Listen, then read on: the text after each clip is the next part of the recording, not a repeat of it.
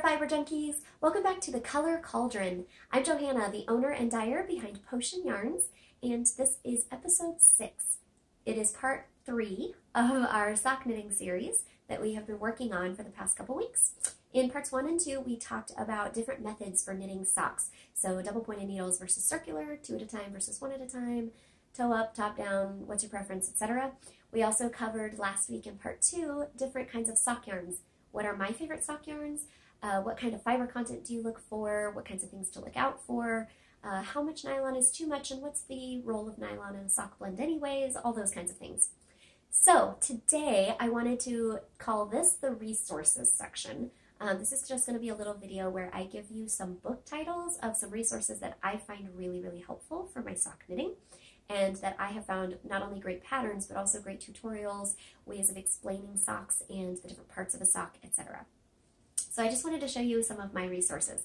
Now, in the first video, I did go over a book that I absolutely love called Knitting More Circles Around Socks. So go and check that video out if you want to hear about that book. But we're going to go ahead and move into some other books that I have found since then. The first one I wanted to touch on is probably after the book that I mentioned before, maybe tied for the book I mentioned before, one of the best resources out there. And this is Clara Park's The Knitter's Book of Socks. This thing is amazing. And if you are serious about sock knitting, this is like your Bible, or it should be. What I love about Clara Park's book, she also has The Knitter's Book of Wool and The Knitter's Book of Yarn. I highly recommend all 3 titles. They're all essential and they are great. In the Book of Yarn and the Book of Wool, she talks about different fiber contents that would help you with your sock yarn content discussion, but she goes over more general things in the other books for all types of knitting, and in this one it's specifically for socks. So she talks through like, what are the characteristics you need in a sock? Elasticity, so it'll stretch and go over your foot. Super crazy strong strength because you're going to be standing on it, running in it, shoving it in a shoe, etc. All this stuff. You want it to wick away moisture because your feet get sweaty and you don't want to have all that moisture and have a soggy sock. She talks about all those kinds of things. She talks about ease and fit. She talks about rewriting sock patterns and what kinds of fiber contents are best for socks, what you'd want to look out for, all these different things. So even if you're spinning your own yarn, she has really great information in here about what you would look for in a sock yarn and how you can take a characteristic, a fiber that has a characteristic that might not seem like a good sock yarn, like alpaca, for instance, is very warm. Even though it's super lightweight, it's extra warm, so sometimes it's a little too warm for socks and sweaters and things that can get really hot really quickly. And it's also super drapey, which is awesome, but you don't necessarily want that in socks. You want more elasticity and bounce in socks. So by having just a small amount of alpaca in your fiber blend, you can add that extra lightweight softness and extra warmth for like really cozy socks. But you don't have to sacrifice the elasticity as long as you keep the alpaca content low and then choose other fibers in the blend like nylon that would have a lot of elasticity or strength to it. Actually, in my last video I talked about how it's really more the strength of nylon than the elasticity. But another great example is cotton. A lot of people like cotton socks for warmer weather things or just because they can't wear wool, they're allergic. So cotton is a wonderful fiber to have in a sock, but if you know anything about cotton yarns, you will know that it's really not got any elasticity, like no elasticity hardly at all. It's terrible for that. So you wouldn't want to have 100% cotton socks because they would just droop and sag and grow and turn into, after the first wearing, you couldn't wear them again. So if you get a cotton blend, though, that has a high amount of a very stretchy fiber, like a really bouncy wool, or if you're allergic to wool, a nylon or bamboo or something, you can add in that extra elasticity. So she talks about that in her book. She also has amazing patterns from some of the best sock designers in the world out there. I love the patterns in this book. I don't know if you can actually see it because it's not blocked and it's been shoved in a drawer, and they're also very old. I knit this several years ago. But one of my favorite pairs of socks that I own is this pattern. It's the I think it's called Rocaille pattern. That's the back of it. So it has a little faux seam even though it's knit in the round. And it just has all these intricate, beautiful cables. I don't know if you can see that. This is one of my favorite socks. And I think I'm going to knit it again. when I do a better job. I didn't do a great job. It was my first time doing an afterthought heel, and I didn't do a fantastic job of it. So I think now that I understand a little bit more shaping for my particular feet and size, I think I would try re-knitting this. But I really love the pattern. I really love the yarn is an Anzula yarn, which I'll put a link to them below. They're a great hand-dyed company that's gotten quite a bit bigger, and they just make amazingly beautiful yarns. Pricey, but beautiful, and totally worth it. So yeah, that would be one of my first recommendations. Another book that I got, I actually picked this one up at the library because I don't own it yet, but it's at the very top of my list. After reading it, it moved to the top of my list of books I want to get. This is the Custom Socks Knit to Fit Your Feet. It's put out by Interweave, and it's by Kate Atherley. And this is an amazing book, you guys, because she gives, again, tons and tons of information, including all these charts where she has like the parts of the sock broken down into like the gusset and the foot and the heel stitches and the cuff stitches. And she has all of these broken down, and then she has them based on the finished sock circumference from like tiny little baby socks all the way up to like huge old honkin' man socks. And everything in between, so that you have some general guidelines. So if you're knitting for somebody else and you don't have every single part of their foot measured, you just know they wear generally this size, or their foot is this many inches around, you can go off of these for more general sizes, or you can even use these and adjust them to fit custom measurements. So this book is all about changing the pattern to fit your feet, not what a size 6 would normally wear. What does your size 6 actually wear? Because you might have higher arches or longer feet or short stubby toes or whatever your issue is. You can, that's why people hand knit socks, is so you can make them custom fit. But a lot of us don't take the time to actually measure the different parts of our foot, understand the anatomy of a sock, and then plug in the numbers. But she's done a lot of the hard work by telling you exactly what numbers you need to get, and then giving you formulas, charts, and graphs, and you just plug in the numbers and boom, it's easy. I highly recommend this. Again, the patterns in here are amazing. I haven't actually knit any of these yet because I just got this book at the library recently, but it has, like I said, jumped to the top of my to-buy books, and there were a ton of patterns in here I really want to knit. So that's very high up on my list. Another one that I wanted to recommend to you guys is the Soccupied Knit Projects to Satisfy Your Sock Obsession. This is by Anne Marrow, and it also has a lot of good information about like just the different types of structure of a sock. So they give a lot of different options. Like what I like about it is there's all these little articles interspersed. So you'll have like some patterns. You have an introduction, of course, then you have some patterns, and then every couple patterns there'll be a little article. And this one talks about stranded color knitting in socks. So take into account when you're stranding, you have floats along the back of your sock. So your sock isn't going to be as elastic as just a single color knit around in a vanilla sock or something. So you're going to need to take that into account in your stitch counts, in your gauge, in your elasticity. So you want to choose a more elastic yarn for those kinds of things. And then they have like a bunch of different cast-ons, bind-offs, reasons of why you would switch them out for different things, how to change the direction of your socks. You want to knit them cuff down, but the pattern is for toe up. They talk about how to switch that. It's a really great one, and I personally love the patterns. My very favorite pair of socks in the entire world, I actually have two, if I'm being honest. I have two pairs of socks that are tied for my very favorite socks. Partly because they're both made from indie dyed yarn, and partly because, that is just beautiful by the way, but partly because the patterns are just glorious. And this pattern was knit from this book. I think it's called Cataphil or something like that. It's by Hunter Hammerson, who is one of my favorite sock designers. And I don't know, I don't have sock blockers yet, you guys. I desperately want sock blockers. I asked for them for Christmas and my birthday and didn't get any. And so now I'm begging my husband to make me some, if he can figure out how to do that. But I don't have sock blockers, so you'll just have to envision it on my hand. But it has this gorgeous little intricate floral pattern that just like travels across your foot and then up, and has these amazing twisted ribs that give it really great structure. I'm obsessed with these socks, and they're knit in this gorgeous like mustardy gold color. Super, super love those. So Soccupied is the other one that I love. Also, there's Sock Knitting Masterclass by Ann Budd. This one comes with a DVD, which I have yet to watch, even though I've owned it for several years. And every time I get it out to read a pattern or look up a technique or an article in it, I'm like, oh, I need to watch that DVD. Still haven't done it. However, for those of you that are more visual learners, a DVD is an excellent resource, so I would highly recommend this book. Again, really great patterns, and they do have a lot of, this one I think even more so than the other books, has more information about how to switch the direction that you knit, whether toe up or top down.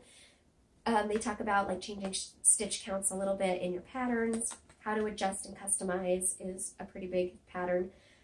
What I also really like about this one is they give a pretty good intro with every design, where they talk about like the inspiration behind the design and why the designer chose these particular stitch patterns. So that's really helpful if you're wanting to either get into designing your own, or if you're just really wanting to understand more about how to adjust stitch patterns and fiber content to really support the type of socks you want and to fit your feet better and things. So I highly recommend that one as well. Okay, and then there's two more that I want to talk about. There are even more than this in the world out there that I could go on and on about, but these are just a few of my favorites that I grabbed off my bookshelf or from the library.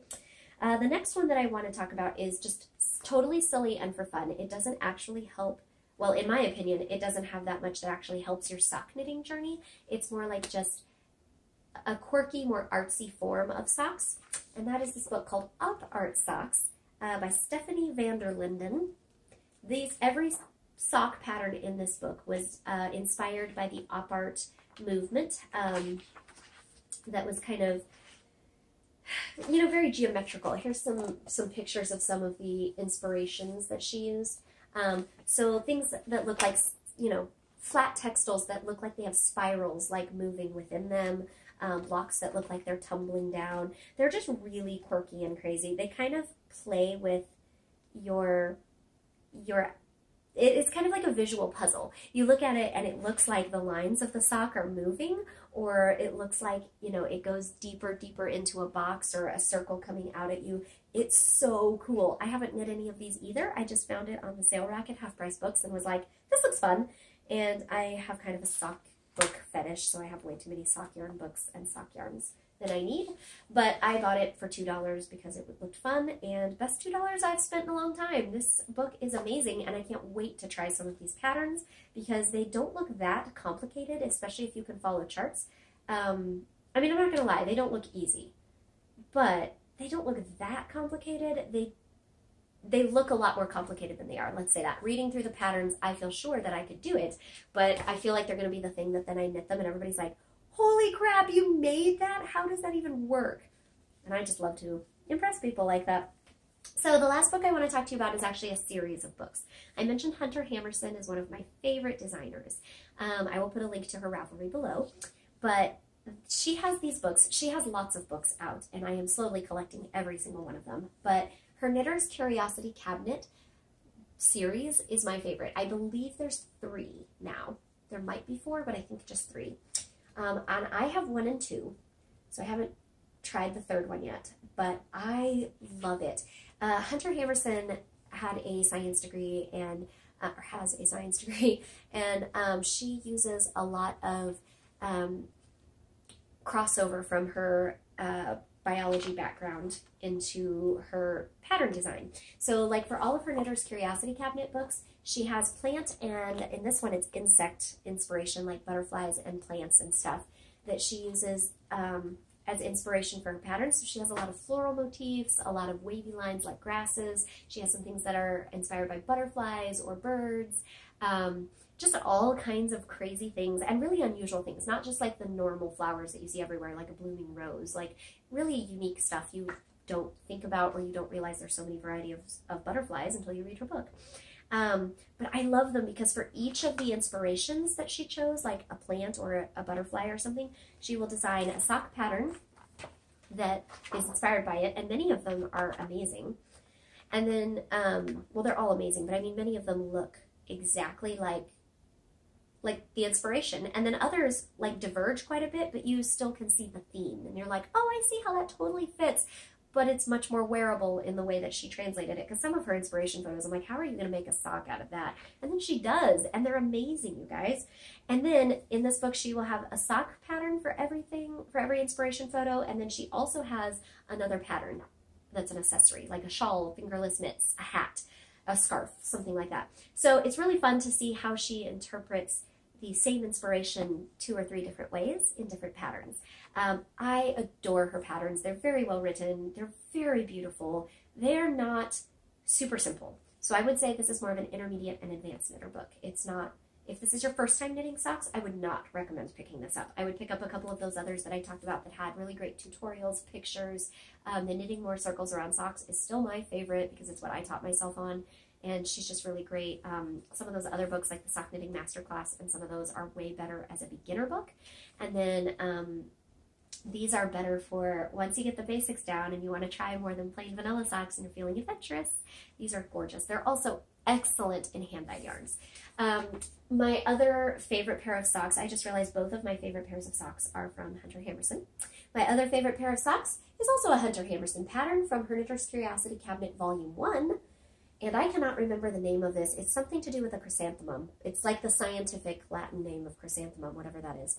And I don't know if you can see this, but it's incredible. So stinking incredible. You probably can't see the detail of this up close, but go look up that pattern.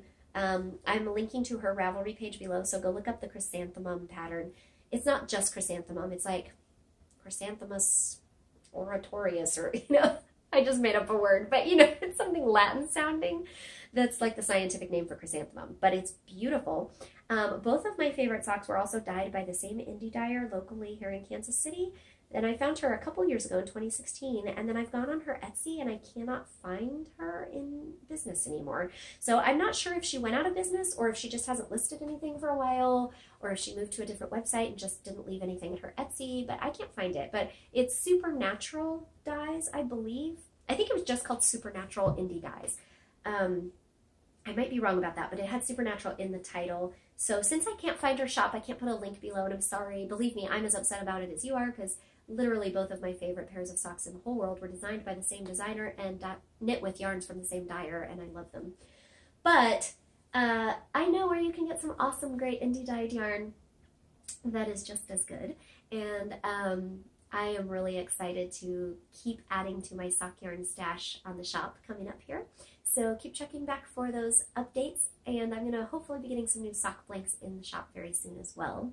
We talked last week about how fun sock blanks are to knit from.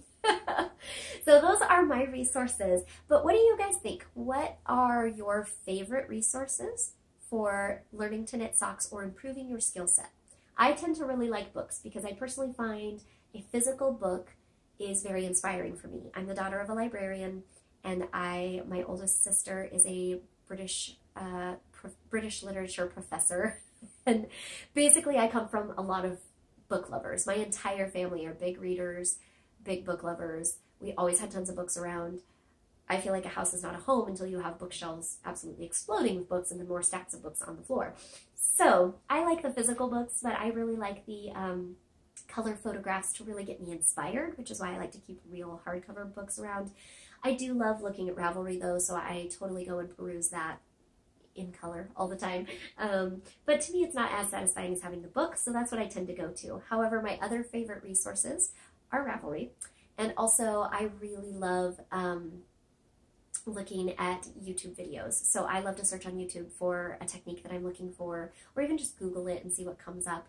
I also, generally I prefer a video because I'm more of a visual learner, but I have found a lot of really great techniques when I just Google, like, knit backwards, you know, looking for a specific technique. I really love Knitty.com has amazing photo tutorials with really clear explanations. So they are one of my favorite places to go looking for techniques or how-tos, especially if I'm in a place. Sometimes I'm in the middle of a pattern and I come across something and I can't remember how to do it, or it's a new technique and I forgot to look it up at home, and I'm like at the library, or I'm like in a church service, or like, yes, I do knit in church. I know, but I pay attention. I have the argument that it actually helps me focus on the sermon better, because I noticed before I took my knitting to church. Sometimes I get a little like antsy towards the end of the service. And when I started taking knitting to church with me, I don't take anything big and huge and crazy, but like a simple sock or a little hat. I definitely focus better, and it seems like the time goes by faster, and I'm more invested in what the people are saying up on stage, and so I tend to be much more invested in the message when I take my knitting. So, confessions of an obsessed knitter. I do knit in church. But anyway, sometimes I'm in a place like that, or just in a place where it's quiet, or I don't want everybody listening to my phone, and I don't have headphones. So rather than wanting to watch a video where people are talking, I like to look at the tutorials and read the descriptions, and so I really like knitty.com for that a lot. So that's all I have for you guys on resources. I would love to hear your favorite resources, so leave me a comment below. Tell me what are your favorite books or websites or where you learn, even if it's just I go to my grandma and ask for help or my best friend teaches me or whatever. Tell me what is your favorite resource, where you go, and I really hope that you will subscribe to my channel so that you don't ever miss a video, because this is only part 3 in our sock series, and we will soon be getting back into non-sock talk as well. We have a lot more fun, exciting things coming up. So if you would love to give me a suggestion on my next couple videos, whether it has to do with socks or not, leave a comment and tell me what you want to see more of on the channel, and I will try to take that into account. That is where we're going to cast off for today, though. Love you.